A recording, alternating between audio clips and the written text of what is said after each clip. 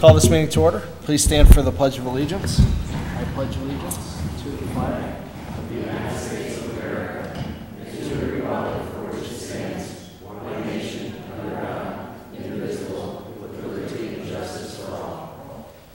Please remain standing for a moment of silent prayer for our servicemen and women throughout the world, and also for all of those who have passed away in our community.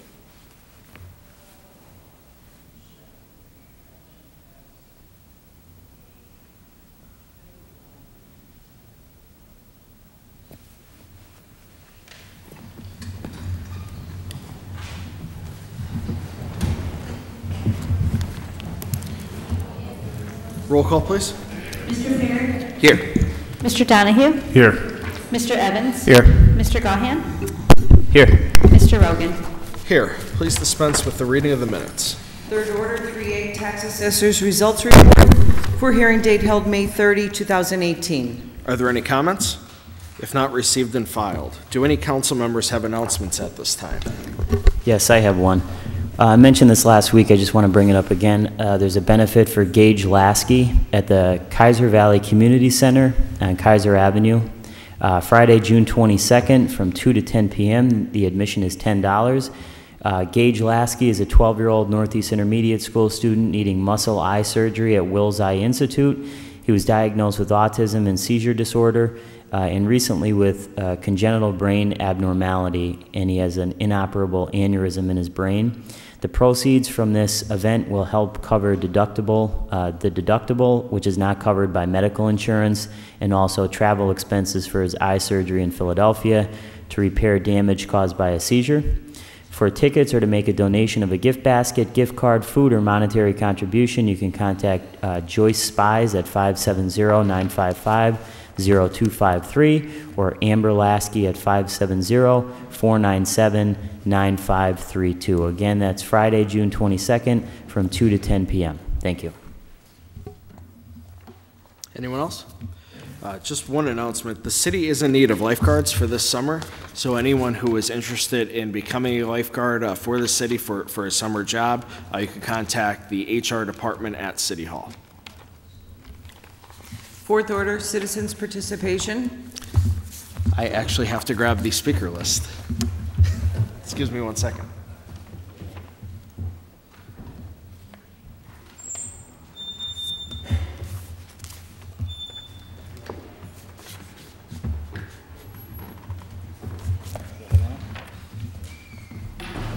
So there's nobody on the speaker list. First speaker is Donald Alpert.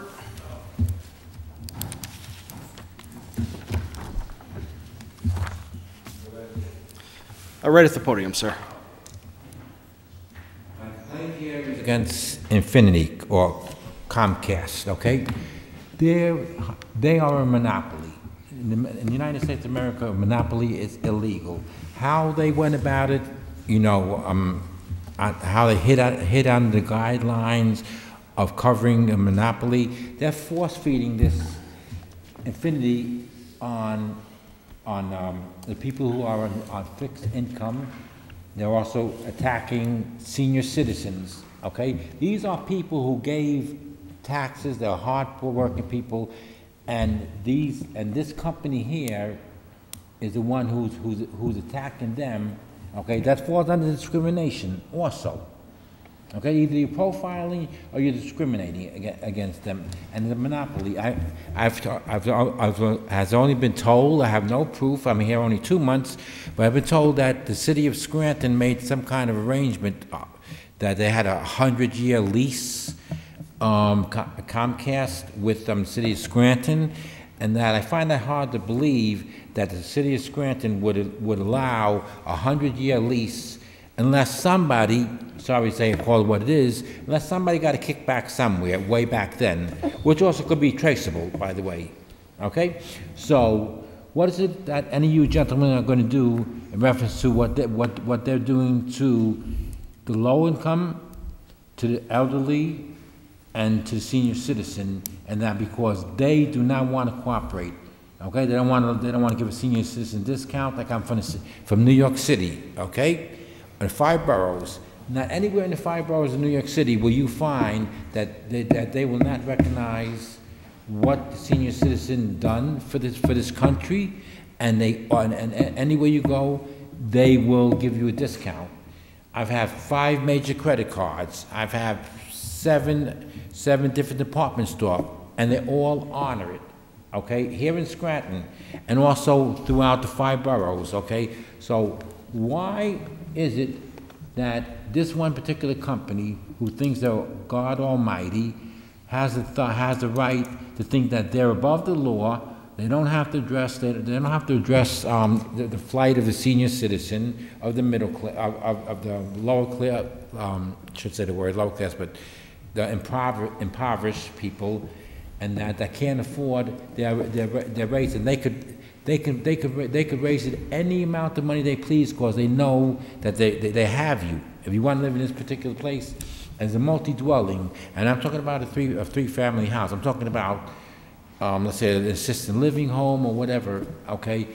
They are only allowed Comcast, okay? A private house, you could order this, you could order that, okay? So, in all good consciousness, how can anybody, any one of you here, sit behind there and allow this to happen?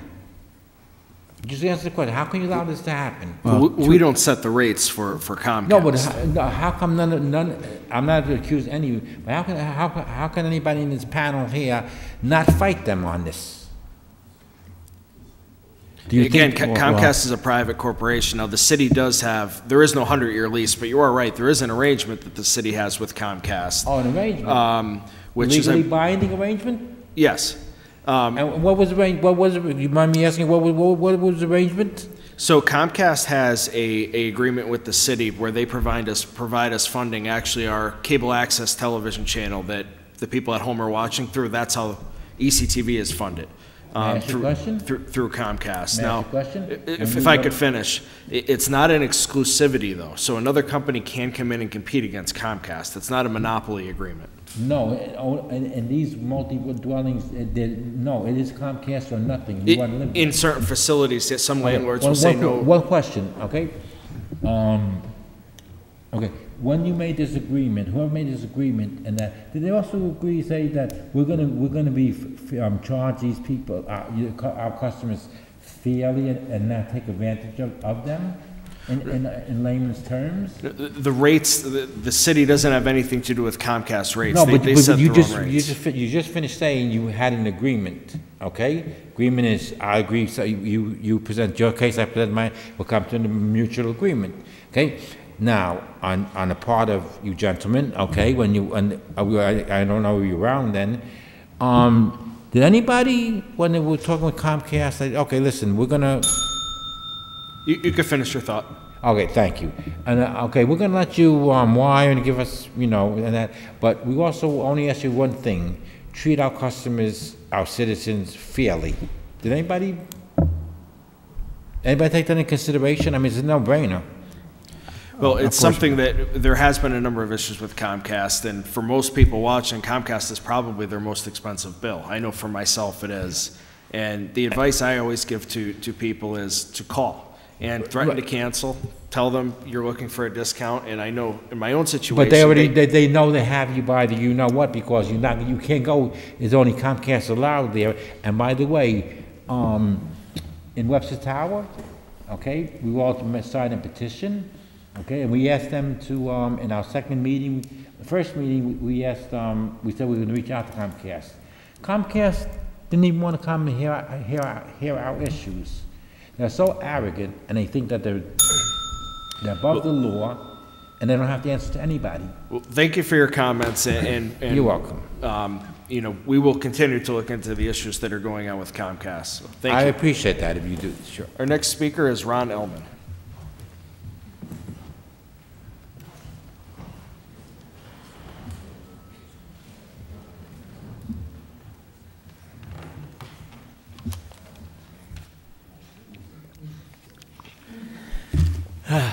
My friends, I don't even have a computer, and I apparently know more about what's going on in the city than you 5, the mayor's 2 hacks, and the mayor.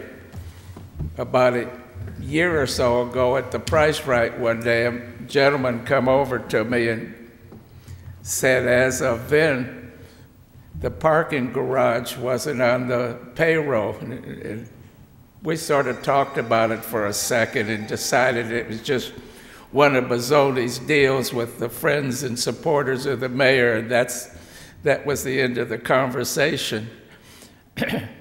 But in 2 years, how come this didn't come up to you people when people in the city talked about it? It doesn't make sense. It came up to us last week. Yes, I know it came up last week. But And it's the county this gentleman told me a year ago, because he saw it on his computer, I suppose. I don't remember the conversation. This is how you guys run the city. One hand doesn't know what the other hand's doing all the time. And the mayor's two advisors, they're not doing so much. Let me tell you about Mr. Hermoso. It was so essential to have his law firm in the middle of the sewer calamity.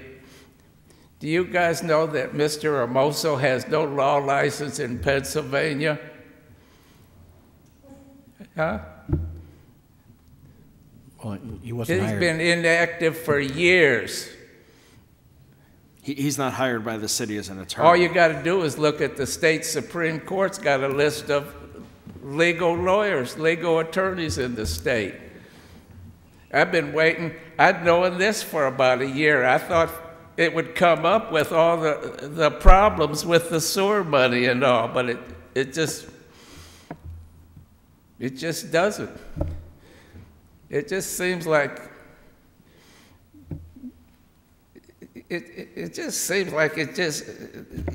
the city's just going nowhere on the most important things. Last week we talked a little bit briefly about Charles Jefferson. He owes money on property for years and years, and he gets a grant for more money. He doesn't even pay with the taxpayers' money. He doesn't even pay his taxes. What has anybody done in a week about all the tax cheats in the city like him? Huh? You never lifted a finger because you don't seem to care. 500 and some foreclosures. Nobody seems to care about those people. Right here, last week's paper. One day, 5 nonprofits took $650,000 worth of property off. How are we supposed to, as taxpayers, how are we supposed to do it? How are we supposed to just keep raising taxes on us and do it when, huh? I'm asking a question. You want me to put it in writing for next week? When's it going to end? The university has taken over 150 pieces of property. Now they got another one, $315,000. How are we supposed to make $315,000 up with all the rest of the graft and corruption going on around here? Like Jefferson, nobody cares about Jefferson's taxes. Nobody cares about Cedar 500 taxes, or Talarico got a dozen houses he hadn't paid on in years.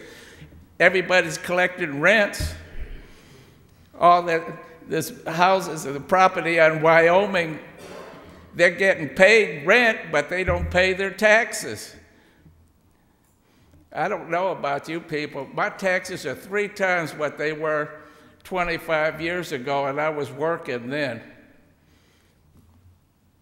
I was 25 years, in the 80s, I was making $5 an hour at the Naples, and I got along better. I had a 2-year-old car. Now it's hard for me. I use my savings to pay for everything. Thank you, Mr. Over. The time has come for you people to start thinking that people put their trust in y'all, and you've let the city down. It's just time to quit letting everybody hide behind these LLCs like been going on year after year with nothing being done about it. It's not fair to people, the hardworking people that are paying taxes in the city. Thank you. Thank you. Bob Bolus?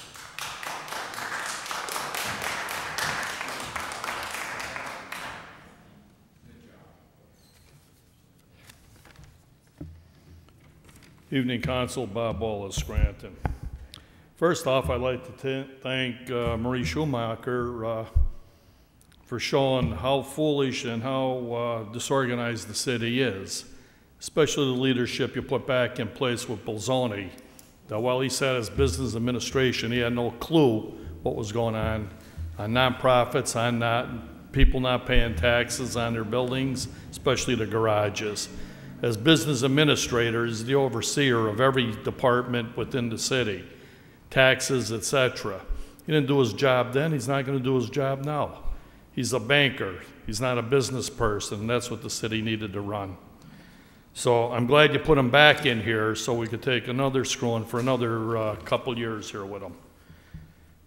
Your sewer authority went down, parking garage is a joke, and yet you gave them high accolades to come back here and take the helm of the city again. So I'm here today, all you listen is rhetoric here. It was a perfect place for him, all we had is pro formas here today. A wish list and hope, none of it's actual, factual. It's just a joke, just to siphon more money out of our pockets for everything that you guys allowed to do. Just like Basiliga did with the mall. We bought the mall for him, gave him $5+ million, a couple $1 million to fix up the electric city. And what do we get? We were supposed to get parking spaces. Mr. Gahan was sending a letter, and we were going to find out what went wrong. And of course, you never had a response to a letter because I forced it here, and then you lied to me that you sent a letter. And the ultimate end is there are no parking spaces for the people in the city of Scranton. So you blew $5 million, and we gave us a zero in return. That's a high grade. You know, yet I haven't heard one of you sit here and say, why isn't the mall being reassessed? I've been bringing it up since he bought it. I didn't hear one of you people here go to the tax assessor, go to the school district, and say, hey, wait a minute, here's the mall the guy paid $3 million for, and we're decreasing that, and he paid $5.5 million, and it's worth 30 to 40 million. Where's the stupidity come in? These are educators, these are intelligent people, but they're plain stupid in what's going on in this city.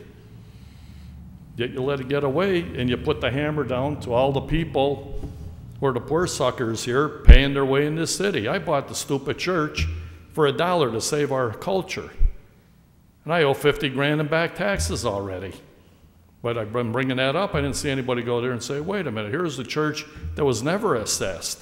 Was it zero? How'd you come up with a number on a church that was only worth $1? Just because I paid 35 grand to save the hall in the church so the kids could play basketball free there on me, yet nobody went out to the party. Nobody came to say what's going on here.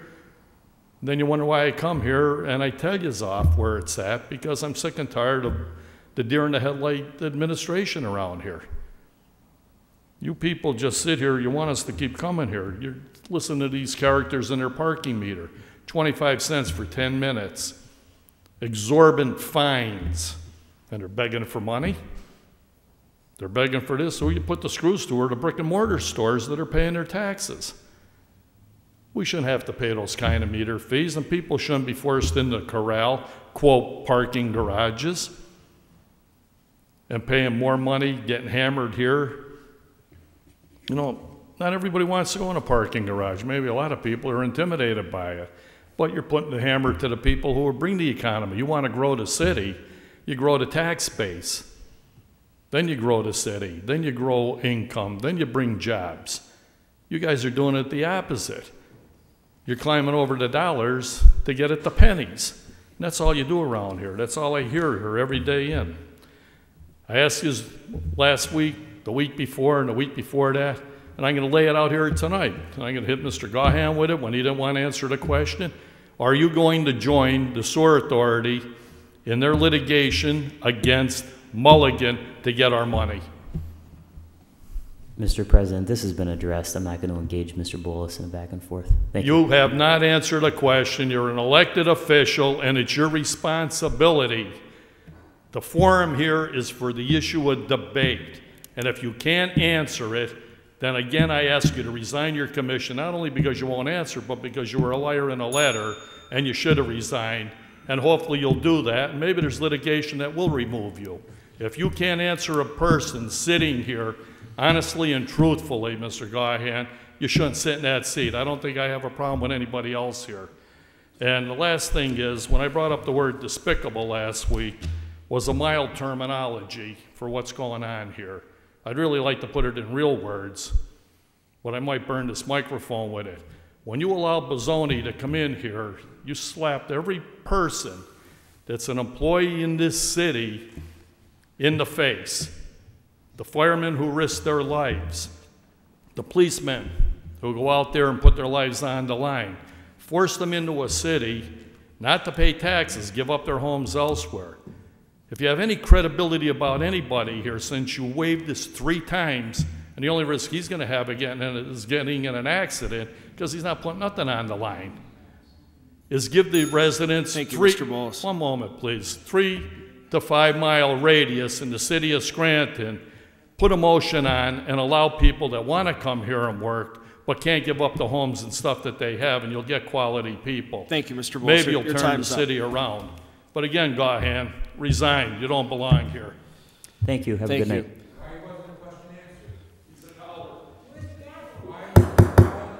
Sir, your time is up. Sir, your time is up. Your time is up. The next speaker is Mr. Morgan. Mr. Bolus, come on. You're both out of order. Both of your times are up. It's Mr. Morgan's turn to speak. Sir, if you want to come back next week and address council, you're more than welcome to, but everyone's entitled to 5 minutes. Mr. Morgan? Mr. Morgan, you're up. I agree. This is a sideshow.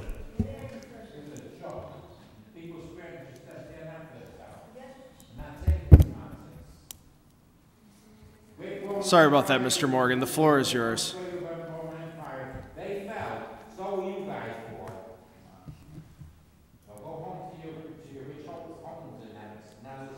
Sir, please, there's another speaker whose turn it is to speak. Please be respectful. I really enjoyed it, but, well, I see that the stenographer's here today, and I think it's important for the residents of the city to understand that anything this council is going to vote on is going to be recorded so it becomes legal.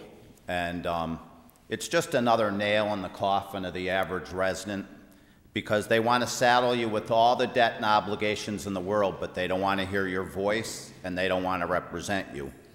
And the other thing I have here tonight is, you know, Mr. Bozzoni's, a complaint was filed, and they tried to move it into court, and last week I tried to explain to people that it went to the high court, but the district attorney's office blocked it. Okay, and the district attorney's office is sitting on this suit that wants to apply law to what this council's done in regards to giving Mr. Bozzoni a waiver. And I can't understand why the district attorney is standing in the way of applying law to this case. I find it very troubling, to say the least, and maybe the Scranton Times should, as they represent the community, should ask the district attorney's office why this case hasn't proceeded forward.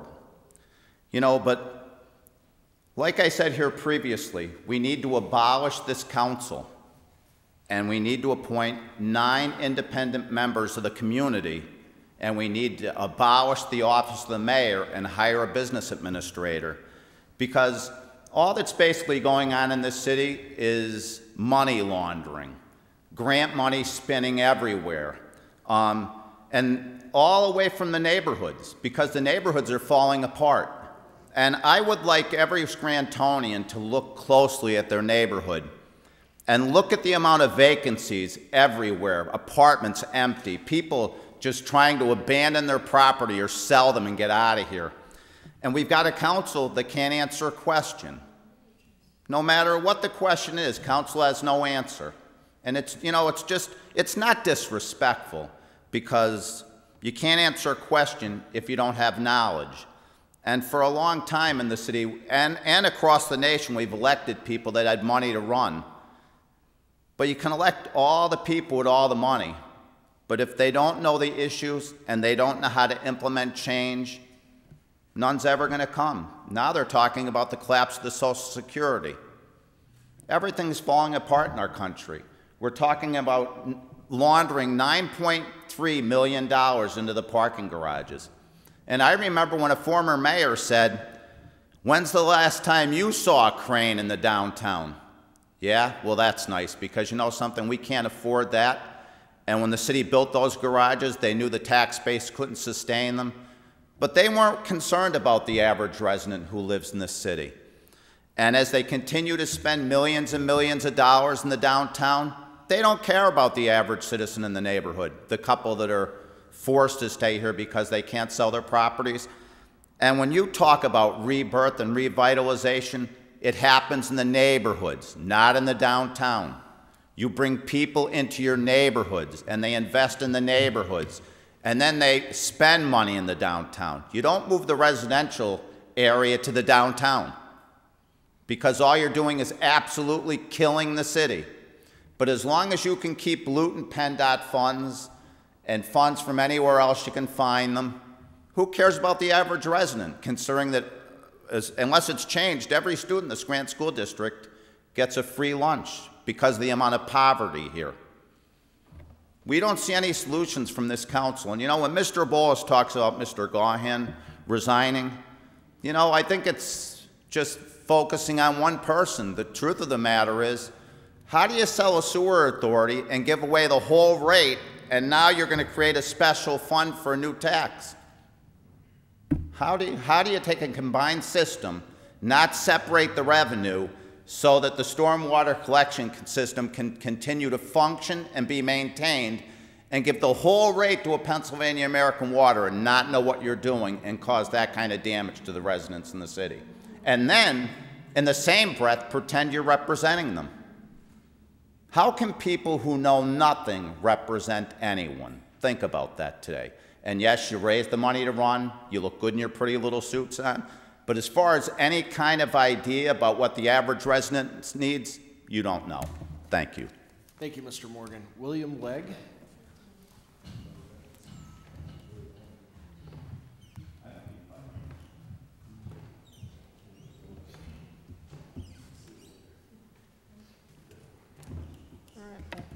Big thank you to everyone who's spoken so far, and let me preface this with the fact that I don't usually come to these, or in fact this is my first time ever coming to a city council meeting, because quite frankly the city's been on a slippery slope for a couple years now, and we all have been able to see that. And much of the people my age, we go to college outside of the city because there's just no more potential here for us to earn a fair wage for ourselves based on the decisions made by people in positions of office. And so myself, my sister, and all my friends, we've left the city, and we plan on starting our professional lives in a different city. But when I hear the people talk at these city council meetings, my mom watches it every week, I hear that they're clearly frustrated, and I thought that maybe I have some knowledge that might be able to speak to their frustrations a little bit and maybe give them some more words that they maybe didn't think of.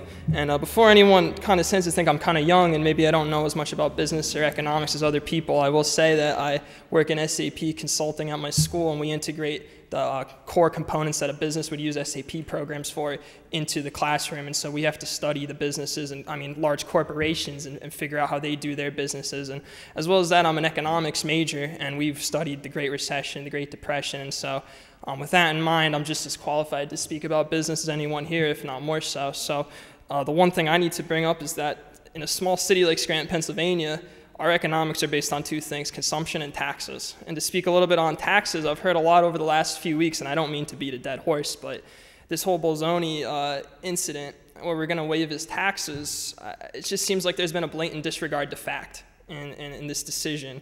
So let me present some facts to you. A fact here is that the household income on average in Scranton, Pennsylvania lies somewhere between $25,000 to $35,000. Whereas fact number 2 would be Mr. Bolzoni is going to make $90,000, and our local wage tax is around 3.4%. So now I trust all of you guys could do the number there and figure out that 3.4% of 90,000 goes way further than 3.4% of 25,000 and 35,000. I mean, we blew a pretty big opportunity to get some tax revenue that will really help this city in a way that we haven't been able to utilize so far. And I can't fathom why we would have waived his taxes. I mean, surely we all noticed that this was a pretty big opportunity to get some tax revenue and help our city in some functions that we need help with. I mean, our infrastructure is crumbling, and the only reasons that I could figure out are, one, the mayor asked you guys to, but the fact of the matter is you're not the gateway to the mayor, you're our gateway to the mayor. You're not the mayor's gateway to us. You're supposed to be working for us, not for him, and the reason that people my age leave this area is because we don't have faith in you guys. We don't feel like you represent us, and we want people in office that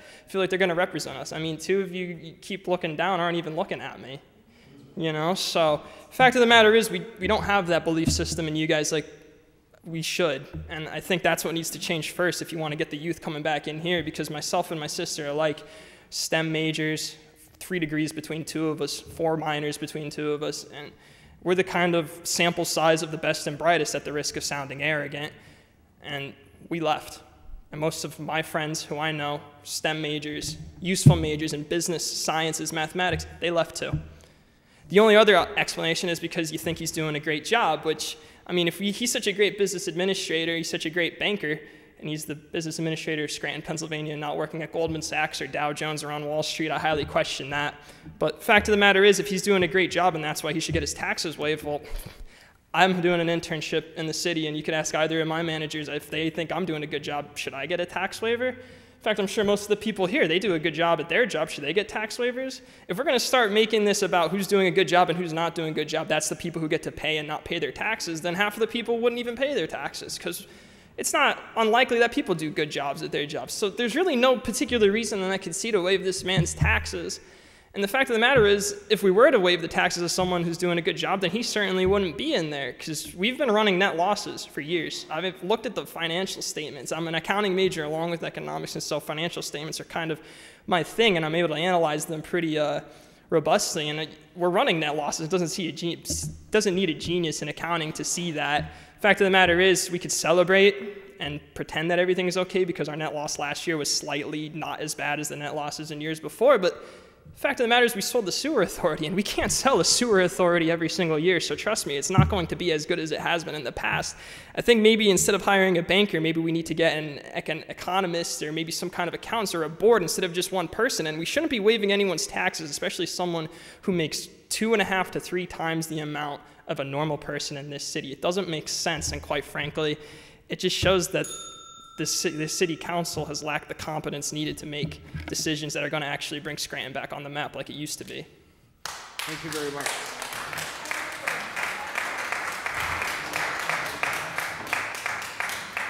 Marge Kravitz.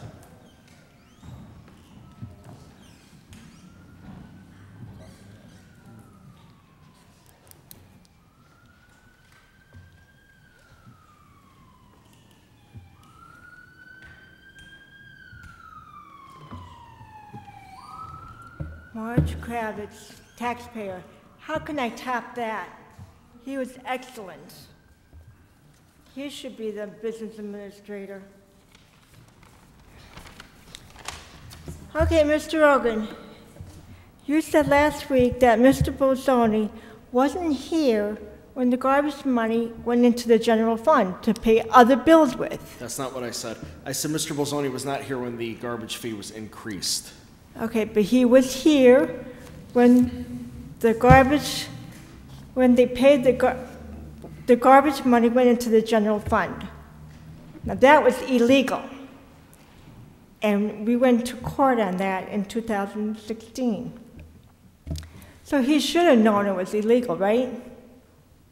True? That's your interpretation. Okay. When Mr. Bissoni left, okay, in 2014, under Bissoni, he raised the local service tax, tripled. You think that was right? When Mr. Busoni left, Rebecca McMullen took over the business administration, minister. Was she paid $90,000 a year? No, she was actually serving in two roles. Becky McMullen is our HR director, and she was also filling in as, and she was filling in as well as business administrator at the time. So she wasn't paid $90,000 a year? No, she was not receiving two salaries. The position was vacant. Okay, now the budget was passed last year. Where are you going to get that money from to pay him that $90,000 a year to make up for the monies? Mr. Bolzoni's salary is in the budget. Well, he wasn't. It's not. It doesn't go by the. It doesn't go by the individual. It goes by the position. Well, why wasn't Rebecca McMullen paid $90,000 a year? Because she was acting business administrator. She was not fully. She was not appointed as the business administrator. So, are you saying that that $90,000 a year was in the budget already? The business administrator's salary is in the budget every year. $90,000. Okay. Mr. Donahue, you said when speakers are up here, you are writing, you have your head down, and you are writing what they are saying, correct? Yes, I'm taking notes on what you're saying. Well, you know what Mr. Rogan said, you could look on YouTube. You don't have to be looking down. You could, when speakers are speaking to you, you should look at, okay, just shaking your head. I am disappointed that I voted for you.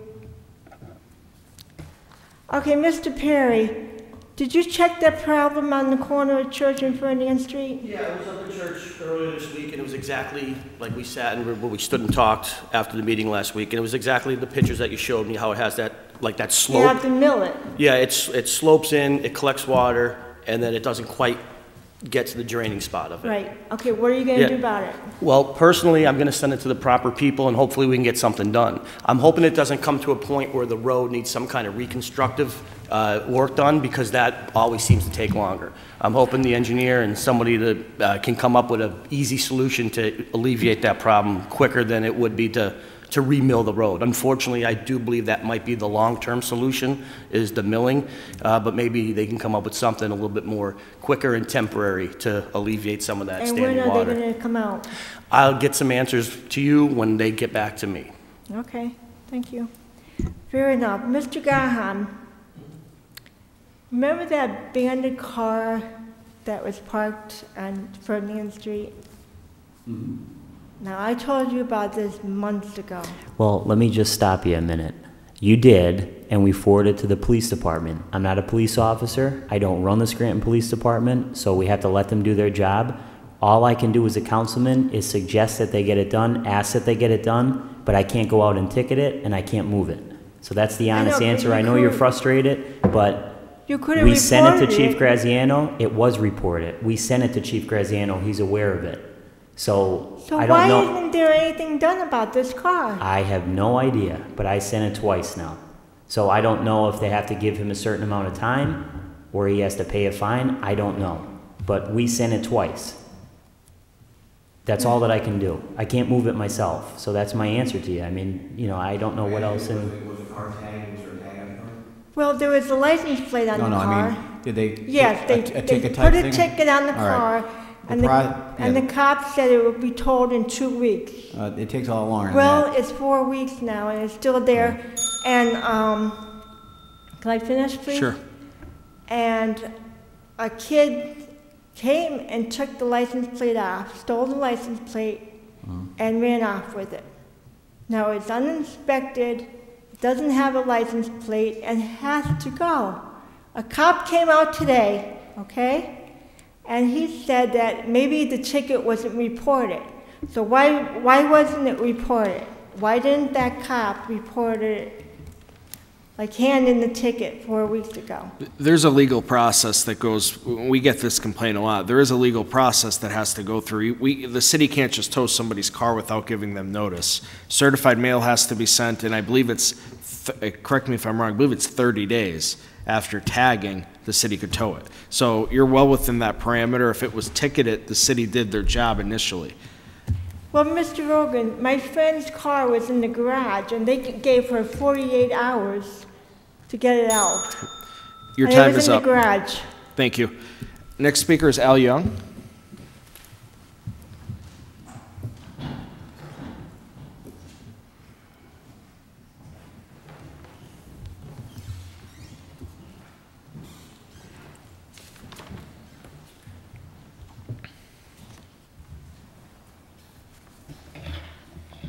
Good evening, guys. Here we are again. Here we are. We're off and running. Well, we are almost 30 months into this situation, and now we have a temporary grant payment proposal for temporary repair for Meadowbrook Creek. This is a long time coming, and you know it as well as I do. And as I'm going to say, it's been very hard to walk around the mulberry bush in reverse, because the way things have transpired with the city, when you're meeting with them, you take one step forward, and when you turn your back, they give you 3 steps backwards.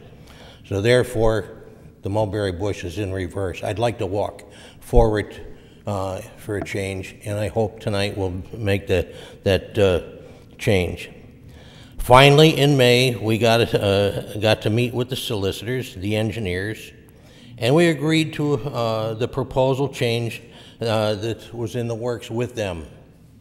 These changes defined properties at 1713, 1715, and 1717 Wyoming Avenue, along with another smaller group that we are not involved with at this point. The city's involved with them, but we are not. We left that meeting, and the solicitors agreed that they would write an agreement as a proposal and forward it to our attorney for approval or change. Well, it appears the solicitor either did not read the previous agreements, disclosures, or the cruise ship courtright delay landed with that damned hold harmless agreement. Hence, there has been no agreement at all.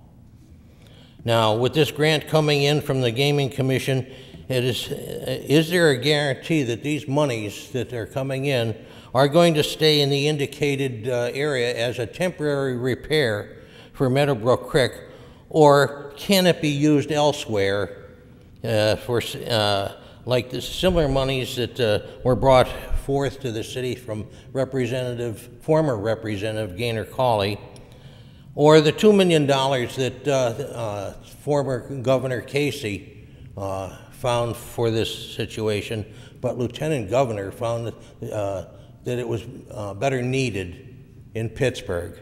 I don't want these monies to disappear. Now, I have read the proposal.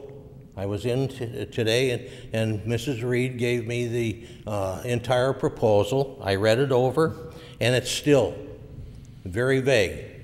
But as it does not define the changes agreed to, in our last meeting with the solicitors and the engineers, it does not define the addresses involved, which means 1713, 1715, 1770. And they still list the fact that they want to use the 54-inch plastic pipe instead of the agreed 60-inch pipe.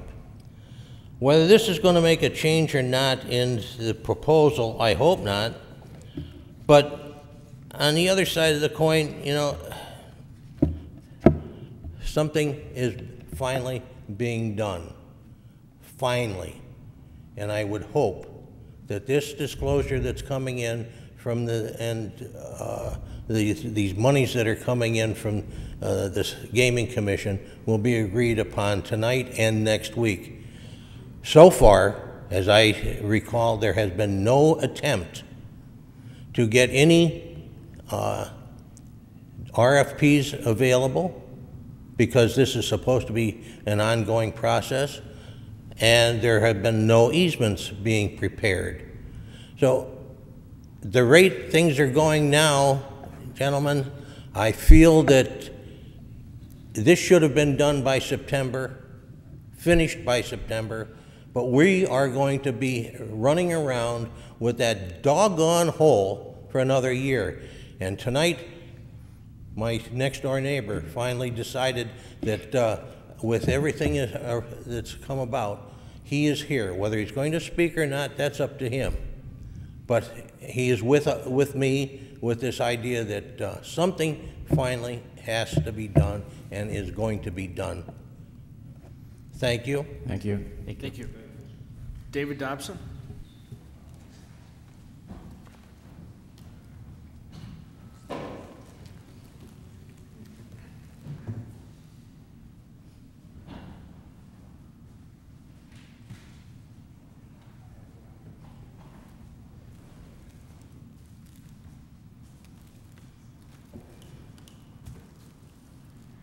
Good evening, Council.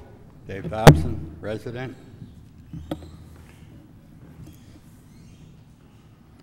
Okay, once again, the 300 block of Crown Avenue has a new divot in it on a freshly paved street. And I would hope that someday these people, whoever the construction company is banned from work in our city. On a lot of this downtown development, once again, the word I get from Steamtown Museum is that they can't have rail trips because the D&L Railroad is playing hardball. They have them last year, again this year. The trips didn't start till the middle of the season or close to fall.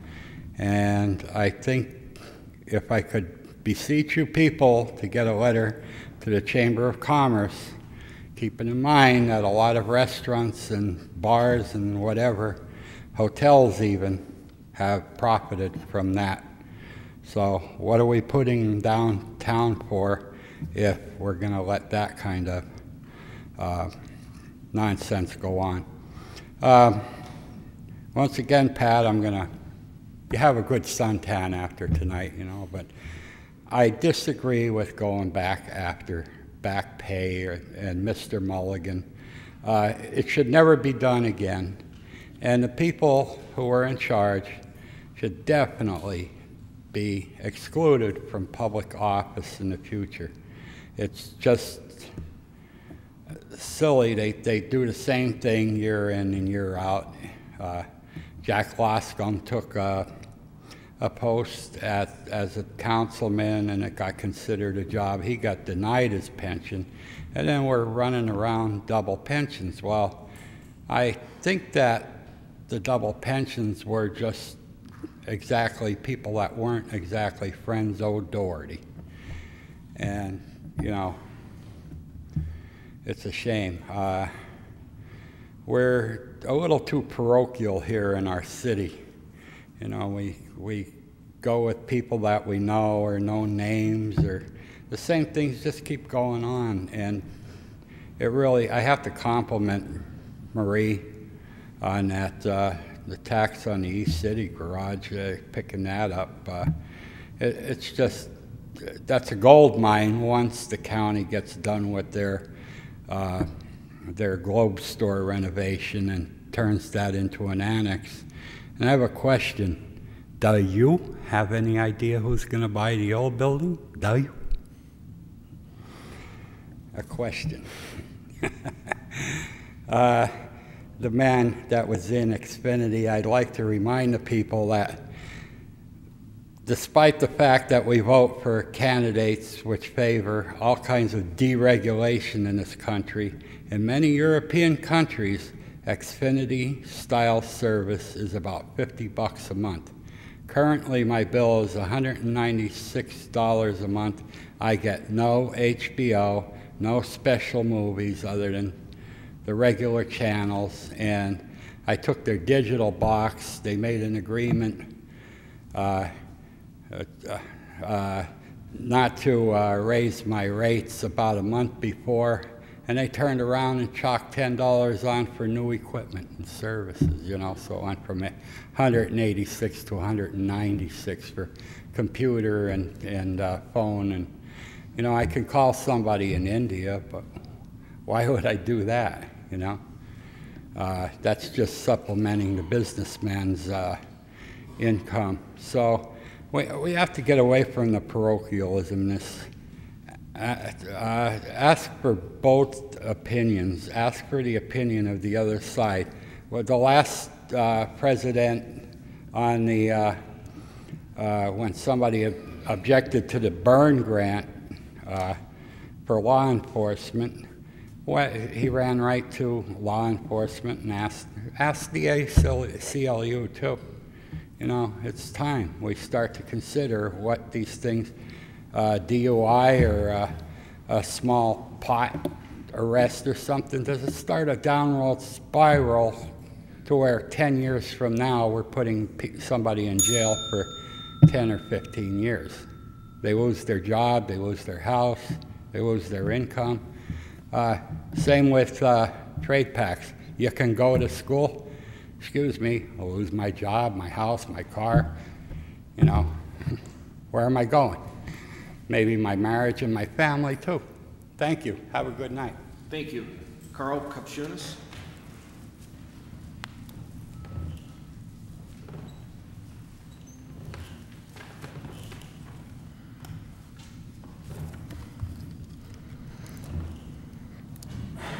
Good evening, my name is Carl Kupchunas. I'm a lifelong resident of Lower Greenridge. One of the reasons I'm here this evening is to invite everyone here and everyone watching to our annual block party. The Mary Mother of God Parish at Holy Rosary Church in North Scranton will be conducting our annual block party next weekend, the 21st, 22nd, and 23rd at our parish center, which is on West Market Street by Cole Muffler. The block party is between 6 and 11 p.m. on Thursday and Friday, and between 5 and 11 p.m. on Saturday. The block party will include the following live entertainment. On Thursday evening, we will start between 6:30 and 7:30 p.m. with a salute and ceremony to our area veterans who served our great country, followed by the Handsome Devils, who will play until 11 p.m. On Friday, one of the best bands in our area, Picture Perfect, will play between 7 until 11 p.m. And Saturday, Jim Sermonero will be featured between 5 and 6:30. Later, the Chatter will be on stage until the end of the night. This year's entertainment should be enjoyable for everyone. We have a variety of games for adults and children. Adults should enjoy our annual raffle, the Big Six Wheel, and several other games. For the children, we have plush animals, lollipop tree, kids corner, which will include face painting, sand art, and many more fun and games. We can't forget our annual diaper derby, which will be Friday, June 22nd at 7 p.m. in the gym. All children up to 3 years of age are warmly invited to run for the roses.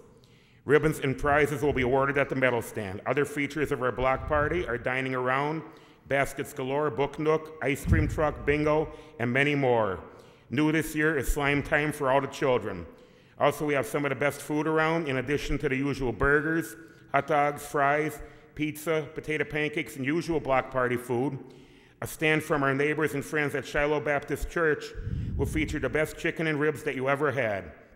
If you miss our block party, you're missing the best block party of the summer season. We hope to see you there next weekend, rain or shine. Also, our parish is conducting a summer swim drive for needy children in the North Scranton and Greenridge area. We are collecting brand new bathing suits, towels, flip-flops, which will be given out to the needy children in Scranton, Lower Greenridge, and North Scranton at the Weston Field Pool and the Weston Park Pool later on this summer. Finally, I have some concerns about the blighted properties in my neighborhood. A few years ago, our neighbors had a meeting with planners who planned renovations to the Scranton Laceworks building, which would have made the abandoned building an asset to our community. As of now, there has been no major work in over 4 years to that building. Please let me know the status of the Laceworks building renovation. Also, in the 1400 block of Mylert Avenue, the former Landside Steel Fabricators building is in equally bad shape. It has no roof, and partial walls. Please let me know if they're planning to demolish or repair this building before somebody gets hurt walking or driving by the building falling apart. And if anybody knows about the Lace Works, like I said, they promised us that major things were going to happen there. Will be an asset. And right now the kids are throwing rocks at the building every night. And I mean, I live across the street, so I have to put up with that. So I spoke to the owner of the Lace Works actually just last week. There has been progress over the last 4 years. A lot of it has been things you can't see yet, unfortunately. Remediation of hazardous materials, lead in the building, asbestos. So that was a big part of the project. But from talking to the owners of the building and the developer, ground should be breaking relatively soon on construction. And I know you've been told this a while, and I know we've talked about it before, but the project is not abandoned. The owners are continuing to move forward. So when we have more information on it, we will let you know. But as of last week, things are still moving forward on that progress. The Mylord Avenue property we could check into. That's a new one, but we could check on that as well. But the Laceworks project is still moving forward. It's just major development projects like this, unfortunately, do go a lot slower than the neighbors would always like. Yeah, we had it in Caucus a couple months ago, and we had some of the same concerns about the slow go of what we could see progress-wise, and he said the biggest issue, as Mr. Rogan said, was just all the hazardous materials that were in there that had to get removed, and then had to go through stages of all the government agencies to make sure that it was removed. And he said once that's done, things will happen really quickly as far as what the eye can see. The great thing, all the property values in that area will increase once they finally do this project, because I mean, it honestly gets depressing. I look out my door every day and I look at that, and you hear the kids at night throwing rocks at the building, and you know, so. Well, thank you very much for your time, and I hope everybody has a great summer.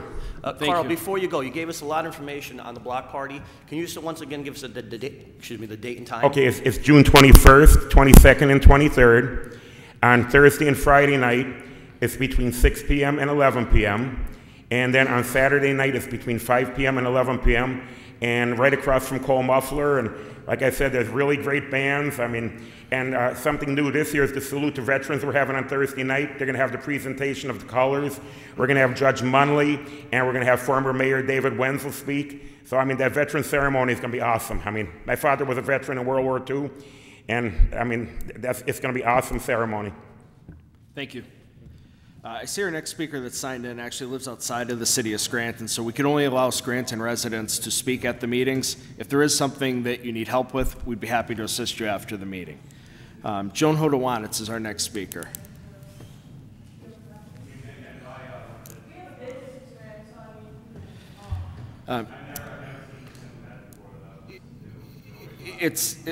Council rules always been in the council rules that residents of Scranton only are permitted to speak at the meetings. We did allow the one gentleman, though. Yeah, and on that point, I was absent a meeting. A resident was allowed to speak, and the next meeting I did address that we are going to enforce that policy. So, but we'll be happy to talk to you after the meeting if there's something we can help with. But if he owns a business in the city, he can't speak at the meeting? Right. What business do you own, sir? Sure, we'll give you 2 minutes. I think he should be afforded the 5 minutes, with all due respect, only because he does pay taxes in the city. We're either going to follow the council rules that we all voted on, right, or we're not. No, with all due respect, though, he does own a business in the city, so I don't understand why he can't speak. And I know you've spoke here a number of times before. When you did, I believe you used to live in the city, correct? No, I've never lived in the city. I run a business in the city. I also operate a couple events in the city where it draws in a large amount of people. I'm also here to help you guys make a little bit of change in the city. As you guys know, I've been here quite a few times speaking on decriminalization of cannabis. Last year, the city ruined 111 lives. My name is Jeff Sick. Yeah. I'm here to clear the air on what decriminalization of small amount of cannabis actually means in the city of Scranton. Small amounts of cannabis means under 30 grams, or about an ounce for personal use. Decriminalization does not mean legalization, okay? Firefighters, police, and truck drivers will not be smoking joints going down the road, as a distinguished gentleman said last week or the week before, okay? That's a misconception. Decriminalization ordinance would allow for an option for a person to charge a ticket with a ticketable offense rather than a lifelong criminal complaint. Right now, police in the city have no other option but to charge people with a criminal complaint, actually a misdemeanor, that could include sentences up to 30 days in jail.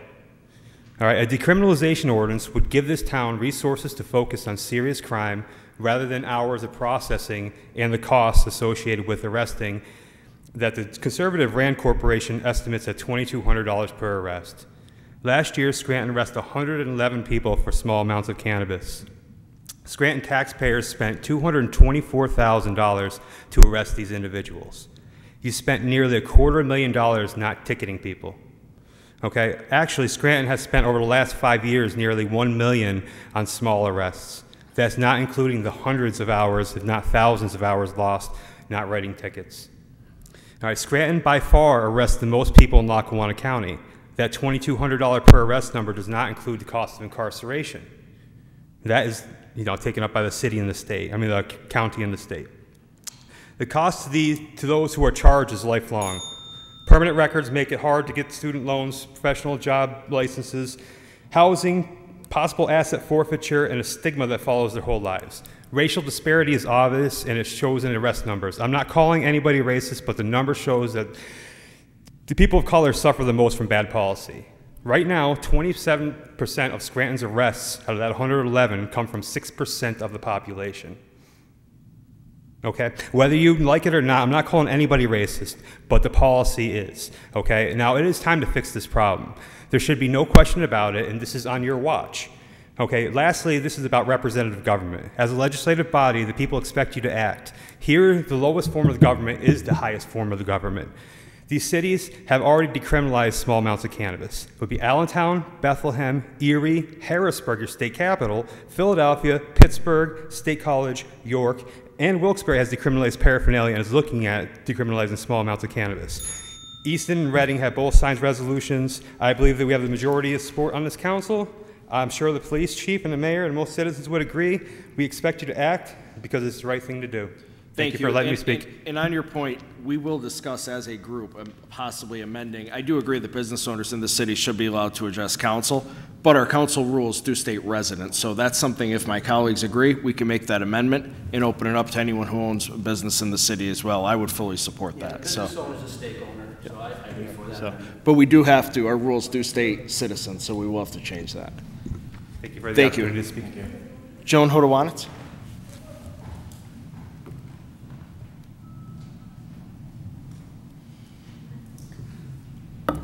Joan Hodowanitz, resident and taxpayer.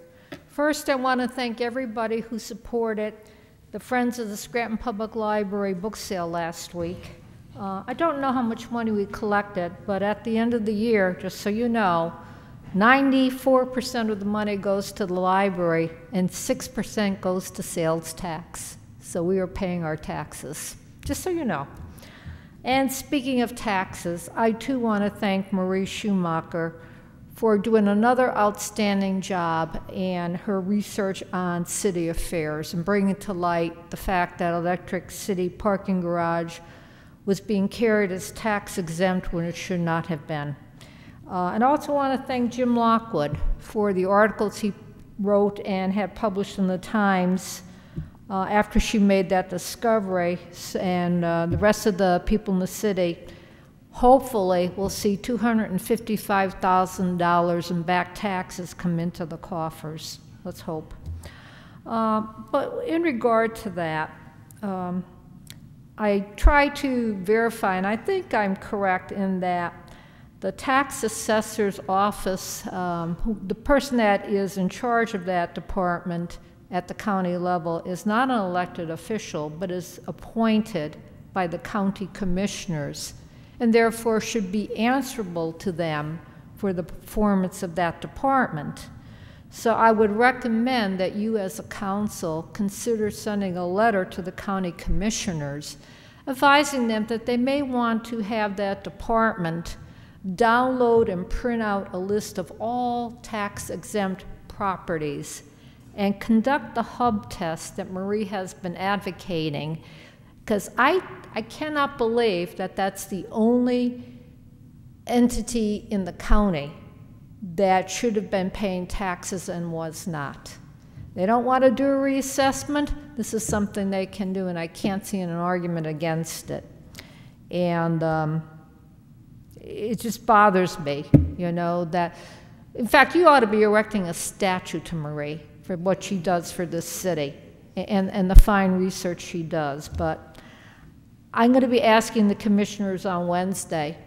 I think that they should have a come to Jesus meeting with that department, because that should never have happened. And I want to know who dropped the ball.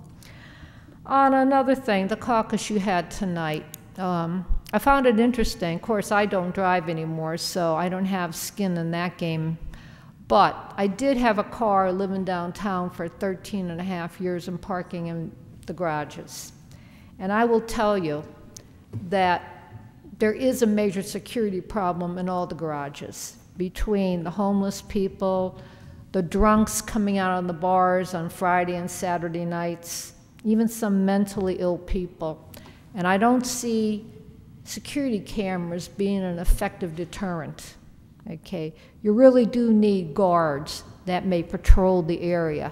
Maria and I were whispering about it earlier, and she said she's going to ask for a, you know, a permit to carry, you know, if she ever had to park in those garages. Fortunately, I don't have to worry about it, but, and I thought that some of the answers they gave to your questions were less than informative.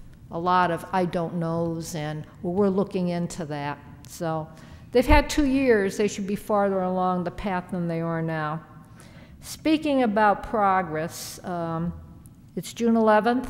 The audit is now 11 days late. Hopefully they're working on it now that Mr. Bolzoni's back at the helm.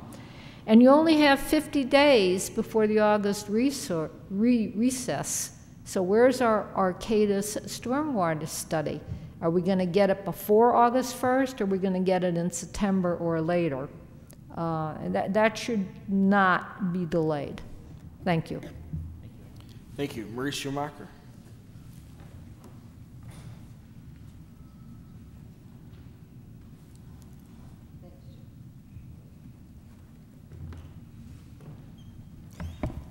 Before I get on to the items I want to talk to, I would like everybody who is watching the meeting tonight to please pray for the meetings that are going to be taking place between our president and the leader of North Korea, that we may make progress there. And now moving on to the elements of the past week. I have to give the credit to Jim, you know, for what's happened with respect to one of the largest, probably, of the tax exempt who is not really, should not have been exempt. I do, I mean, what I've been trying to do, and I'm going to continue to pursue it. I mean, a couple weeks ago, I asked which would bring in more revenue: property taxes following a county-wide reassessment, increase to local taxes via raising the market value of the city, or performing a HUP survey. And I think the only one I got a direct answer from was Mr. Evans, who said the last one, doing that study. And Mr. Donahue, you were going to investigate and get back to me. I did not ever get that feedback. But that's what needs to be done. And while I appreciate Joan's comments, it's this city's responsibility. This city has the ability to review every one of those. They have the ability to go to all of those assessment meetings. Look at them. Every couple of weeks, they're in here. And if there's Scranton properties that are seeking a reassessment, the city knows about it. We all know about it because it's public data. But does anybody from the city go and say, oh, we disagree with that? Perfect right to do that. This city is not doing its job, quite frankly, and I understand once in a while the school board, who also, any taxing body has that ability to go, and I understand once in a while the school board, somebody does show up from there. I don't know who it is, but That's what needs to be done. Mr. Evans, you probably have this information. How many properties are tax exempt in the city? Well, the number I don't know. It's somewhere in that 30 to 35% range. So I'm not sure. No, not percent number. Yeah, I know. I don't know what that equates to, but okay, it's thousands. Let's put it that way. Okay, because if you, I would bet that if you took out the obvious things, the hospitals, the government buildings, it would not be that big a list. I mean, it's going to be a big list, but it's not going to be that big. And you've had it in your revised recovery plans every single time. And why you have not done it, it just drives me crazy. It needs to be done. And I think you need to get moving on that. And I do thank Jim and all the people who've come up to me as I've been out and about, and I can tell you the people that have talked to me would be behind that. Quite a few. Now, on to a few other things. Could we get possibly a report, a master schedule for the work that the PAWC is doing on East Mountain, bringing that second line down? If you recall, we had people from Meadow Avenue when they were messing up down there. Wintermantle Avenue was closed for at least a week, and of course they're working their way up, and at some point they're going to be crossing the Mountain Lake Road, which means that if it doesn't happen before September, there's going to be school buses that are not going to be able to get through there. They're going to have to go all the way down the end of the mountain, go around to the other side of the mountain. I'll have to do it every day to get to Howard Gardner. I mean, I would just like to know for planning purposes, and there's got to be a master schedule. Well, we got a representative from PAWC. It's supposed to be here last week, but he had to cancel, so we're going to try to get him back again. I wasn't aware of that. Well, please, before he gets here, ask him if he would bring a master schedule. Yeah. So, and then just an item on the parking downtown. I believe there is still an ordinance in effect that says parking is not supposed to occur overnight on city streets downtown. So if that is still and that's your intent, then I think you need to change the ordinance. Well, that's probably based on the street sweeper that we never see. Correct. Well, yeah, the street sweeper, the one. The one only. Oh, well, hard I got there. But please, please, I'd like a motion tonight to do that hub test. That would be appreciated by a lot of people and would help our coffers. Thank you. Thank you. Is there anyone else who would like to address council?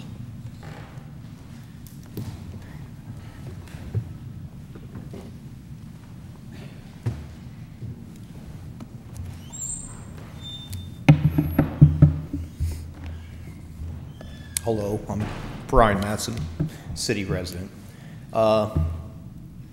So failure to comply with the code should equal criminal sanctions, if I'm not correct. I think some of your attorneys are... I'm sorry, what was the question regarding failure to comply with a code should equal criminal sanctions? Well, most city ordinances result in a summons of some sort, not arrest or... yes. Depending on what the infraction is, of course. Okay. Just a fast recap of last week, make sure I got everything right. The apartment registration system in Scranton is broken and not being enforced. But a new study is being done to figure out how bad it really is, as far as how many people aren't registered. The best way to put it is, I'm in construction. Codes in construction safeguard everybody if they're enforced. If they're not enforced, why do we even have codes? I mean, that's one of the biggest things right now. 1402 Vine Street. There's a piece of property there. No building permit. Obvious construction going on. I've been in and out of the builder's thing upstairs asking what's going on. How do you work on a building and don't have a permit? 7 times I've been told they can't really tell if they're working on the building. Well, it's kind of funny. I think anybody, if you just seen a picture of the building, you would say, a building without front steps. Quite unusual, even for this city. What I'm getting at is there's a system in place, I would think. Or is there just not a system in place and people aren't working the system? That's... So you're saying that you reported 1402 Vine Street and nothing was ever done about? I've been in there 7 times. Been where? The Upstairs? building, yeah. Okay. The building department. Just want to be clear. Like I said, there's no steps on the front of the building. This guy's infamous slumlord in our city. There's no steps on the building. There's a dumpster in the driveway. There's internal walls cut out that was put on the deck. There again, I'm not an engineer. I'm just a business building analyst. I would think they came from interior wall. Most of the old houses in Scranton, they're bearing walls.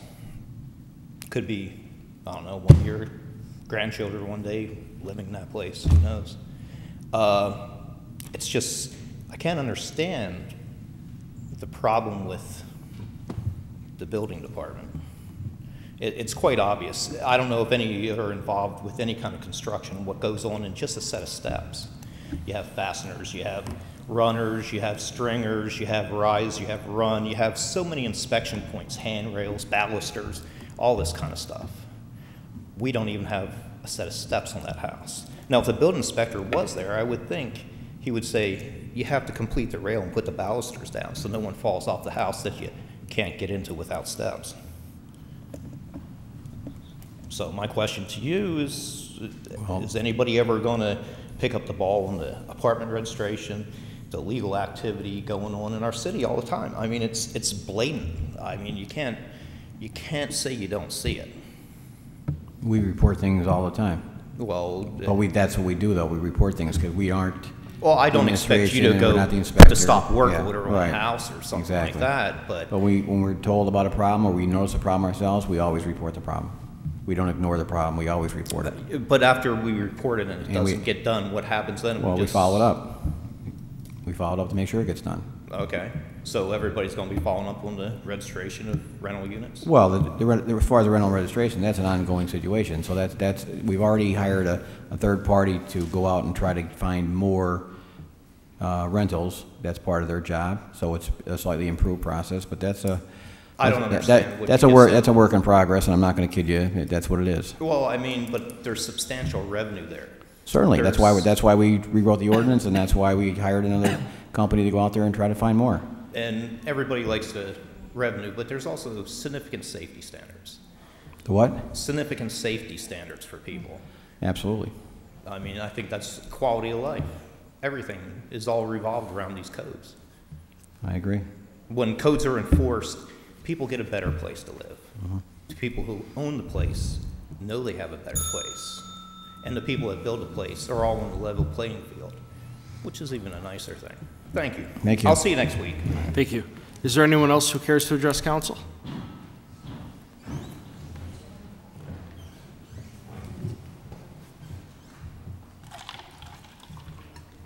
Hi, I'm Chris Kennedy, a resident at 1717 Wyoming Avenue in Scranton. Just wanted to thank the city council members who've come out to visit my property, my neighbor's property, and several other properties in Greenridge that are being destroyed by the lack of maintenance to the stormwater runoff culvert that the city owns. Appreciated what Councilman Evans and Gahn have done for us in the past. I encourage the other council members to come out and witness the destruction of the property, the risk that it's causing to children in our neighborhood, my child, and obviously pets and other children that are walking and traversing through various backyards. Abby's concerns are valid. I don't believe the grant, as it's written, specifies where that money is going to be spent. So when you do vote on it, obviously I hope you vote yes to accept the state grant to repair this situation caused by the city. But I hope there's some way that you can ensure that the funds are actually used for their intended purposes. Otherwise, they will likely not be used for their intended purposes based on past history. And I wanted to thank Jim Lockwood as well for his help in keeping this story on the front page of the Scranton Times, and hope he continues to do so until it's repaired. Thanks, Jim. Thanks, everyone. All right, thank you. Thank you. Is there anyone else who would like to address council? Fifth order, 5A motions.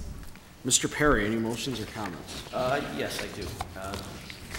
Let's see, we'll start. I want to thank Kane Warehouse. There is a donation tonight to the Police Department Special Forces for $500. I want to reach out and thank them for that. That's very appreciated and will go to good use. Some housekeeping from last week. I haven't received an update yet from Parks and Rec on the treehouse or the Nova Marino pool drain situation. I'll make a phone call tomorrow, see if I can get some information. As was discussed, DNC and ABM were in to give us a presentation on a kiosk system that they want to install in the city in the upcoming months. It was a good presentation. Councilman has lots of questions for them.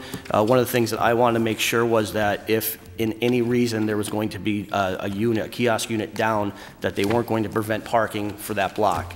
Because it's not like when a meter goes down, that spot's down. When that kiosk goes down, that whole half of the street it's unavailable to pay for your parking. So based on their past practices was if there's meters broke, you can't park there. So if the kiosk is broke, does that mean you can't park on that whole side of the street? That was something that was just unacceptable to me. They said they will have a policy in place that will make sure that it will be used, because it's just, you can't tell a business owner that my equipment's down so no one can park at your business. That's not fair. And that's something that, I'll drive that home. What else do we have? The city email's still down, so keep in touch through city council office. Everything can go through there. Also, Mr. Schumacher brought up the master list. If we can get something out to PAWC to make sure they have that, I don't know if that was going to be part of what they're going to be bringing, but just to give them a heads up to make sure they have that for us for their caucus when they come in. And that is all I have for today. Thank you. Thank you very much, Mr. Donahue. Any motions or comments? Yeah, just to go back on a request I made a couple weeks ago, I still have not gotten anything from the pave cut inspector on Walnut Street. So, Mrs. Reed, would you be able to send another request to them on why the pave cut was allowed in a street that was paved the week before? I also got some complaints so far yesterday on a house that caught fire on Palm Street on Saturday night. Some neighbors are worried about the structural integrity, so I also requested from LIPS to send somebody out and determine that. And I'm also going to be sending a letter to the Lackawanna County's Assessor's Office asking the following questions. Why was the Electric City Garage tax classification never changed from exempt to taxable? Has a countywide review of all tax-exempt properties to make sure they meet the requirements of a tax-exempt classification ever been performed? And what, if anything, is being done to recoup taxes that were not paid on the property for 2016 and 2017? And that letter is going to be going out to them tomorrow. And that's all I have. Thank you. Thank you, Mr. Evans. Any motions or comments? Just a few. First of all, the discovery last week that the Electric City Garage was still classified as a tax-exempt property certainly begs for other questions.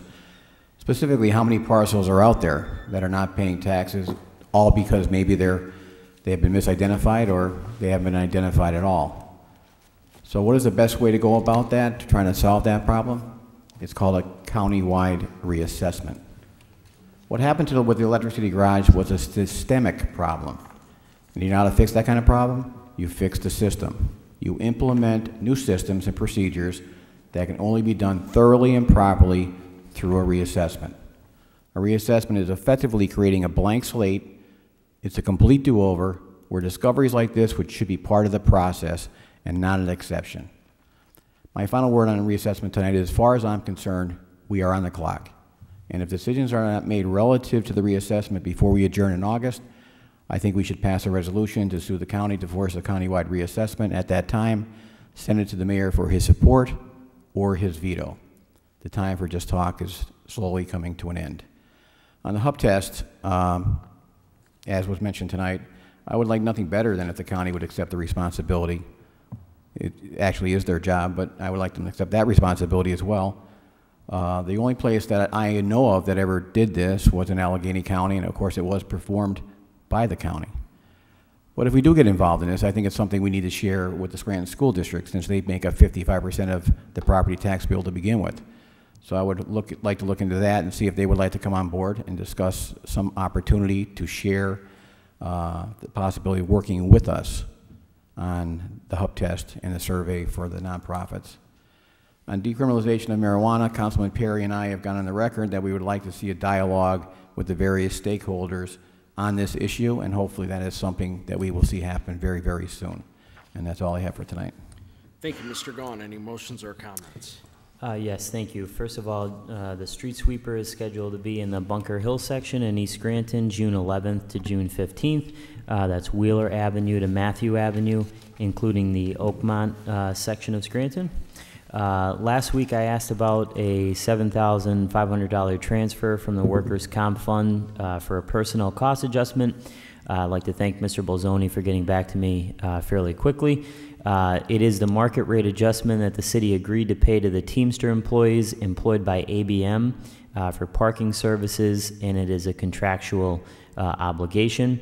The city's payroll responsibility is based on certain percentage increases identified in the contract, not for the entire payroll. The budgeted amount may be found under account number 6006 of the Human Resources budget. So I want to thank him for that. And that's all I have this week. Thank you. Thank you very much. Just two very brief items. I just want to give two thank yous. A lot of times people see the complaints at the meeting, but they don't hear about the results. So I do want to thank a DPW employee, Larry Wynn, who delivered some recycling bins to a resident who had a complaint last week. And I also want to just update everyone, the corner of Lackawanna Avenue where there was overgrown brush by Buona Pizza, that was actually cleaned up the next day following our council meeting. After the meeting, I made a couple phone calls and that was taken care of. So I just want to thank the people who actually got those items done. Small things, but they do add up. Regarding the reassessment, since it was brought up again, I can't help myself to comment. Councilman Evans is exactly right that a reassessment would cure many of these problems that we're seeing. There are, I would guess, many other tax-exempt properties that should be paying taxes in the city. Obviously, parking garage is a huge one, and it was a glaring omission on the part of the county. And as some of my colleagues mentioned, that money needs to be paid back from day one when that was property was sold. There should be no forgiveness or forbearance on that. They should have known that it was taxable. So that is all. Thank you. 5B for introduction and ordinance creating and establishing special city account number is noted, entitled LSA Grants for the receipt of grant funds from the local share account funds through the Pennsylvania Department of Community and Economic Development in order to provide funding for various projects as grant funds are made available. This time I'll entertain a motion that item 5B be introduced into its proper committee. So moved. Second. On the question? All those in favor signify by saying aye. Aye. Opposed? The ayes have it and so moved. 5C for introduction, an ordinance creating and establishing special city account number is noted, entitled Stormwater for the receipt of funds from the sewer system escrowed sales proceeds specifically allocated for stormwater expenses.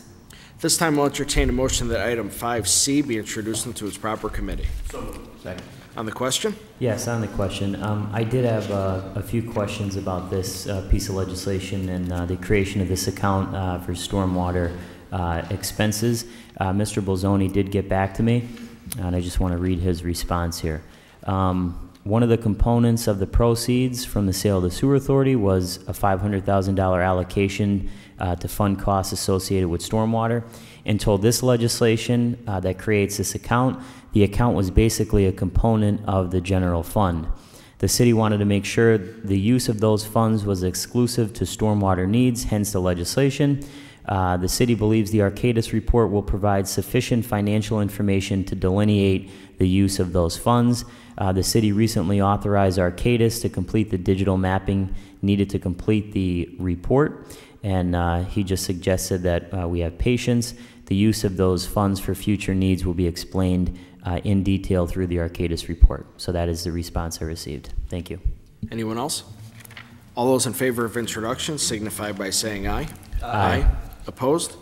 The ayes have it and so moved. 5D for introduction, an ordinance amending file of the council number 37 of 2016, an ordinance authorizing the mayor and other appropriate city officials to execute and enter into concession arrangements with Community Development Properties Scranton Incorporated with respect to metered parking in the city of Scranton and the garages owned by the Parking Authority of the city of Scranton, Pennsylvania, pursuant to the Scranton Metered Parking System Concession and Services Agreement and Scranton Parking Facility System Concession and Lease Agreement, and to authorize certain actions and ancillary agreements contemplated by the Metered System Concession Agreement, to authorize the mayor and other appropriate city officials to execute and enter into the Second Amendment to Concession and Lease Agreement. This time I'll entertain a motion that item 5D be introduced into its proper committee. So moved. Second. On the question? Yes, on the question, you know, this is going to be on our agenda for the next 2 weeks, so I'm going to take time to digest all the information that we received in the caucus. But one of my concerns, based on the response that we received from NDC, would be actually in regards to the Electric City Garage.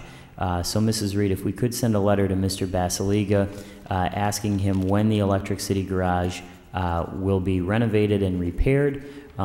As I mentioned in the caucus, I was under the assumption, and it was baked into the agreement, that Steamtown 300 was supposed to spend $2.25 million for immediate capital expenditure costs. So that would be 45%, and the Parking Authority was supposed to spend $2.85 million towards immediate capital expenditure costs, and that would be 55%.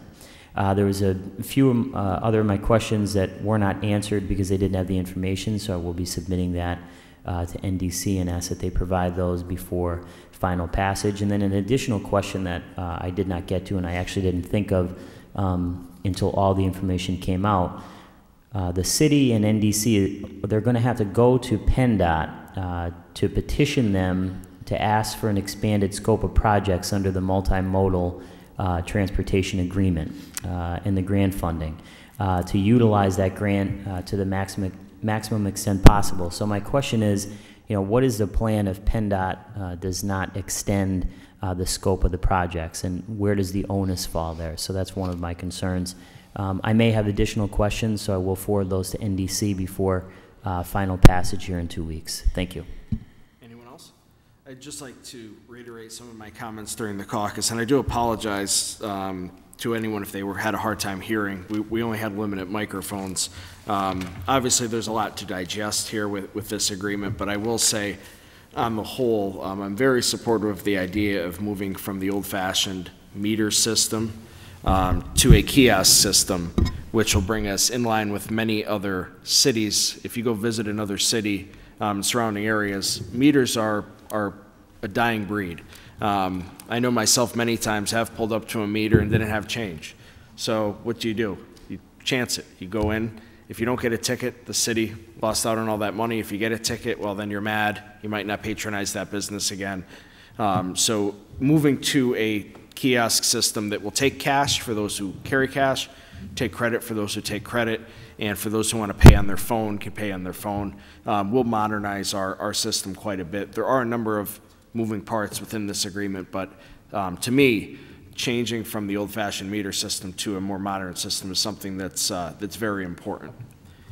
All those in favor signify by saying aye. Aye. Opposed? The ayes have it, and so moved. 5E for introduction of resolution ratifying and approving the execution and submission of the grant application by the City of Scranton to the Pennsylvania Department of Community and Economic Development for an Economic Development and Community Development Initiatives Program Grant in the amount of $125,000 for the Meadowbrook Creek Culvert Improvement Project. At this time, I'll entertain a motion that item 5E be introduced into its proper committee. So moved. Second. On the question? Yes, on the question, Mrs. Reed, if we could just get clarification from the administration on Mr. Young and Mr. Kennedy's questions. And, you know, I've said this a million times over the last 2 years since I've been involved with this issue. But I really hope that this is taken care of before the end of the summer. And I would urge the mayor and the city solicitor to get on the ball and to get this thing done, hammer out an agreement, work with these people and help them be able to live a quality of life that we would all want to live in our own homes. It's often frustrating. One of the speakers brought up a problem with an abandoned car. Council, I know for myself, I try my best to take care of the issues that people bring in front of us. Oftentimes, we're not in lockstep with the administration. There's a breakdown in communication, or you know, they're busy and they try to get to it as fast as possible. So again, I hope that we can clarify those questions that Mr. Young and Mr. Kennedy had, and put this issue behind us once and for all. Thank you. Anyone else?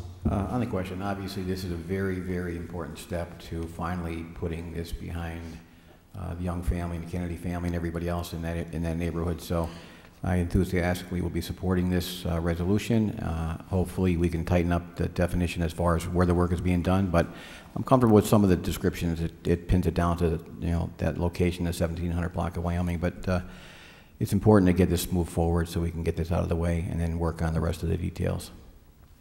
Yes, on the question, I don't think the words in the legislation were meant to be gray, but I definitely support Mr. Gahan's letter just for clarification, just for peace of mind and everybody involved, because I know this project has just gone on for longer than any of us care to remember. I remember when you first came up, Mr. Young, and you asked for some help, and we were able to get you some emergency funding. And that was how long ago? And we're still here trying to get it taken care of. I know there's been some legal hoops that we're jumping through back and forth, and it's just very unfortunate. But you know, I'm very, very hopeful that that light at the end of the tunnel isn't a train. It's actually a way out, and we get this finished for you. All those in favor signify by saying aye. Aye. Opposed? The ayes have it, and so moved. 5F for introduction of resolution authorizing the mayor and other appropriate city officials to execute and enter into this general agreement by and between the City of Scranton, Pennsylvania, through its Office of Economic and Community Development and the U.S. Department of the Interior, National Park Service, Steamtown National Historic Site, regarding the maintenance responsibilities for the improvements made to Renaissance Park and the responsibilities of NPS to operate and maintain Renaissance Park for public use and enjoyment, and for the city to provide access to Renaissance Park through the plaza via the stairs, bridge, and elevator. This time I'll entertain a motion that item 5F be introduced into its proper committee. So moved. Second. On the question, all those in favor signify by saying aye. Aye. Opposed? The ayes have it, and so moved. 5G for introduction of resolution authorizing the mayor and other appropriate city officials to execute and enter into this general maintenance agreement by and between Renaissance at 500 Condominium Association and the City of Scranton, Pennsylvania, through its Office of Economic and Community Development regarding the maintenance responsibilities for the improvements proposed to the plaza, as well as to authorize the city and association to operate and maintain the plaza for public use and enjoyment in cooperation with each other. This time I'll entertain a motion that item 5G be introduced into its proper committee. So moved. Second. On the question, all those in favor signify by saying aye. Aye. Opposed? The ayes have it, and so moved. 5H for introduction of resolution, reappointment of Paul D'Antona, 333 North Sumner Avenue, Scranton, Pennsylvania, 18504, as a member of the Scranton Municipal Recreation Authority effective May 17, 2018. Mr. D'Antona's prior term expired on June 17, 2016, and was held over to May 17, 2018, and his new term will expire June 17, 2019. This time I'll entertain a motion that item 5H be introduced into its proper committee. So moved. Second. On the question, all those in favor signify by saying aye. Aye. Opposed? The ayes have it, and so moved. 5I for introduction of resolution, reappointment of Emmanuel Johnson, 1007 Scranton Street, Scranton, Pennsylvania, 18504, as a member of the Scranton Municipal Recreation Authority effective May 17, 2018. Mr. Johnson's prior term expired on December 31, 2017, and was held over to May 17, 2018, and his new term will expire December 31, 2022. This time I'll entertain a motion that item 5I be introduced into its proper committee. So moved. Second. On the question, all those in favor signify by saying aye. Aye. Opposed? The ayes have it, and so moved. 5J for introduction of resolution, reappointment of Michael Williams, 1505 Court Street, Scranton, Pennsylvania, 18508, as a member of the Scranton Municipal Recreation Authority effective May 17, 2018. Mr. Williams' prior term expired on December 31, 2017, and was held over to May 17, 2018, and his new term will expire December 31, 2022. This time I'll entertain a motion that item 5J be introduced into its proper committee. So moved. Second. On the question, all those in favor signify by saying aye. Aye. Opposed? The ayes have it, and so moved. 5K for introduction of resolution accepting a $500 donation from Kane Warehousing given to the City of Scranton Police Department Special Operations Group. This time I'll entertain a motion that item 5K be introduced into its proper committee. So moved. Second. On the question, all those in favor signify by saying aye. Aye. Opposed? The ayes have it, and so moved. Sixth order, 6A, reading by title, file of the Council number 19, 2018, an ordinance authorizing maintaining of the existing no parking signs along the southerly side of River Street from South Washington Avenue to Mattis Avenue, installation of R7-302 no parking symbol arrow sign 276 feet west of Mattis Avenue, R7-302 no parking symbol arrow sign at 316 feet west of Mattis Avenue, and R7-302 no parking symbol arrow sign at 356 feet west of Mattis Avenue. You've heard reading by title of item 6A. What is your pleasure? I move that item 6A pass reading by title. Second. On the question, all those in favor signify by saying aye. Aye. Opposed? The ayes have it, and so moved. 6B, reading by title, file of the Council number 20, 2018, an ordinance amending file of the Council number 118, 2017, authorizing the mayor and other appropriate officials of the City of Scranton to take all necessary actions to implement the consolidated submission for community planning and development programs to be funded under the Community Development Block Grant Program, Home Investment Partnership Program, and Emergency Solutions Grants Program for the period beginning January 1, 2018 by amending the 2018 Action Plan to accept the $2,699,526 under the Community Development Block Grant Program, $560,864 under the Home Investment Partnership Program, and $220,906 under the Emergency Solutions Grant Program. You've heard it reading by title of item 6B. What is your pleasure? I move that item 6B pass reading by title. Second. On the question, all those in favor signify by saying aye. Aye. Opposed? The ayes have it, and so moved. Seventh order, 7A, for consideration by the Committee on Finance for adoption, file of the Council number 18, 2018, creating and establishing special city account number as noted entitled NCSX for the receipt of grant funds from the Pennsylvania Commission on Crime and Delinquency National Crime Statistics Exchange Program. What is the recommendation of the chairperson for the Committee on Finance? As chairperson for the Committee on Finance, I recommend final passage of item 7A. Second. On the question, roll call, please. Mr. Perry? Yes. Mr. Donahue? Yes. Mr. Evans? Yes. Mr. Gahan? Yes. Mr. Rogan? Yes, I hereby declare item 7A legally and lawfully adopted. 7B, for consideration by the Committee on Community Development for adoption, resolution number 41, 2018, approving and authorizing the mayor and other appropriate city officials for the City of Scranton to enter into a mortgage assumption agreement and mortgage subordination agreement with Christopher Paisano individually concerning a city OECD commercial industrial loan originally obtained by Edmund and Chris Paisano Partnership on July 28, 2006. What is the recommendation of the chairperson for the Committee on Community Development? As chair for the Committee on Community Development, I recommend final passage of item 7B. Second. On the question, roll call, please. Mr. Perry? Yes. Mr. Donahue? Yes. Mr. Evans? Yes. Mr. Gahan? Yes. Mr. Rogan? Yes, I hereby declare item 7B legally and lawfully adopted. For consideration, 7C, for consideration by the Committee on Rules for adoption, resolution number 42, 2018, appointment of Sureshway Patel, 817 Ash Street, apartment number 3W, Scranton, Pennsylvania, 18510, as a member of the Scranton Planning Commission. Mr. Patel will be replacing Robert Weber, whose term expired December 31, 2015. Mr. Patel will be appointed to a 5-year term effective May 24, 2018, and will expire May 24, 2023. As chairperson for the Committee on Rules, I recommend final passage of item 7C. Second. On the question, roll call, please. Mr. Perry? Yes. Mr. Donahue? Yes. Mr. Evans? Yes.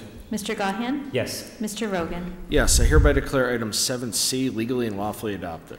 7D for consideration by the Committee on Public Works for adoption, Resolution Number 43, 2018, authorizing the mayor and other appropriate city officials to execute and enter into this operation and maintenance agreement for stormwater management best management practices by and between Randmar Development Incorporated and the City of Scranton.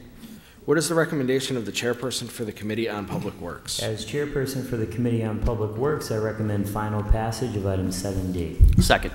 On the question? Yes, on the question. This is in relation to the Sheets project, as I mentioned last week, and I just want to wish them the best of luck. I think this is going to be a great addition to the area, and it's nice to see a new business investing in the city of Scranton. Thank you. Roll call, please. Mr. Perry? Yes. Mr. Donahue? Yes. Mr. Evans? Yes. Mr. Gahan? Yes. Mr. Rogan? No. I hereby declare item 7D legally and lawfully adopted.